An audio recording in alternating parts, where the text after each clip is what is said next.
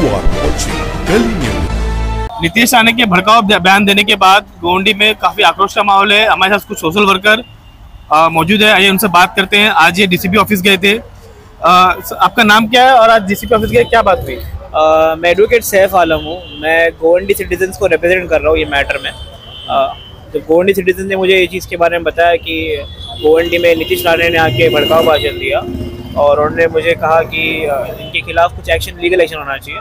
तो हम आज जॉइंट कमिश्नर साहब से मिलने गए थे सीपी ऑफिस में। क्या बात हुई? और हमारी वहाँ पे यही बात हुई कि इस पे लीगल कार्रवाई करे। हमने हमारा ड्राफ्ट दिया उनको और सुप्रीम कोर्ट की गाइडलाइंस है जो 2022 में सुप्रीम कोर्ट ने जजमेंट दिया था शाहीन अब्दुल्ला के मैटर में कि कोई भी कंट्री, कोई भी स्टेट में, इंडिया में कोई भी स्टेट में या यूनियन टेरिटरी में अगर कोई भी भड़काऊ भाषण करता है तो उसके खिलाफ तुरंत एफआईआर रजिस्टर होना चाहिए। अगर वो नहीं करते तो उसके बाद अगर पुलिस उसके लिए खिलाफ नहीं करती है तो आप कोर्ट आइए, हम फिर पुलिस को भी देख लेंगे। और हमारे पास कुछ सोशल वर्कर भी हैं। जैसे फयाज भाई, आपको आज 2 दिन का टाइम दिया गया है, इसके बाद आपका स्टैंड क्या रहेगा अगर फिर भी पुलिस अगर एफआईआर नहीं लेती है इस मामले में? देखिए, अभी तो हम सिस्टम पे भरोसा करते हैं कि 2 दिन का अगर डीसीपी सर ने टाइम लिया तो हम 2 दिन वेट करेंगे, 2 से 3 दिन।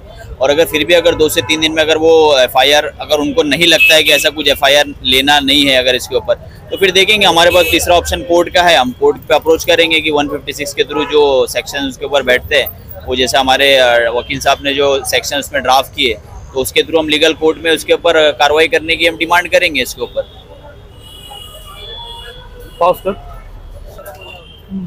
ऐसी कौन सी बातें थी जो नीतीश राणे ने जो बयान दिया आपको, आपकी भावना को आहत लगा और क्या कहना चाहेंगे नीतीश राणे के बयान के बाद आप? पहली बात, मेरी जो भावना को आहत हुई, और मेरी भावना को आहत नहीं हुई, ये कॉन्स्टिट्यूशन को चोट दिया उन्होंने।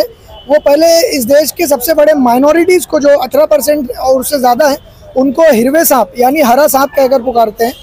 और फिर वो कहते हैं कि जो ये मुल्ले हैं वो दाढ़ी पकड़कर या दाढ़ी उखाड़कर, मैं समझ नहीं पाया उसको, ये जो है जय श्री राम का नारा देंगे।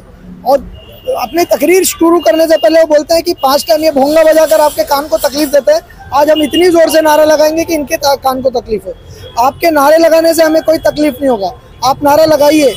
देखिए, इस देश के अंदर हिंदू मुस्लिम सब रह रहे हैं। ये देश हिंदू का जितना है उतना ही मुसलमानों का है, उतना ही दलितों का है, उतना ही सबका ये देश है। सबने इस देश के अंदर कुर्बानी दी है, तो किसी के नारे से किसी को तकलीफ नहीं होना चाहिए। यही टॉलरेंस है और यही हमारा देश का कॉन्स्टिट्यूशन जो बाबा साहब अम्बेडकर ने बनाया है वो हमें सिखाता है।